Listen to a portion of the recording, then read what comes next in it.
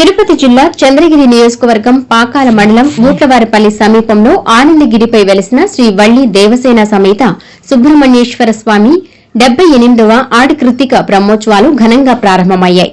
మొదటి రోజు స్వామివారికి నైవేద్యం, ప్రత్యేక పూజలు, అక్కగార్ల పూజ, గణపతి పూజ ఘనంగా నిర్వహించారు. భక్తుల సౌకర్యార్థం కోసం పాలు, నీరు, మజ్జిగ, ప్రసాదాలు ఆలయ ఆవరణంలో ఏర్పాటు చేశారు.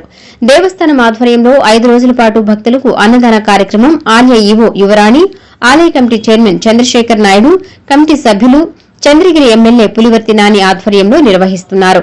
Pakala ZPTC Nanga Padmaja Reddy, Singinapinda chairman Krishnaveni Savitri, MPDO Vasudeva Rao, deputy MPDO Sasirekha, secretary Srilekha, Velugu డ్వాక్రా మహిళా సభ్యులు, వివిధ శాఖల అధికారులు, సిబ్బంది కలిసి భక్తులకు అనేక విధాల సేవలందిస్తున్నారు.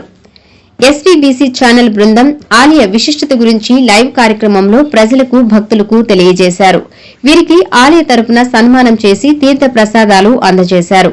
ఈ కార్యక్రమంలో బోయపాటి నాగరాజు నాయుడు, ఈశ్వర్ చౌదరి, పలుగున కుమార్, లింగయ్య నాయుడు, కనకరాజ్, స్థానిక పార్టీ నేతలు కలిసి ఆలయం వద్ద పనులను పర్యవేక్షించారు.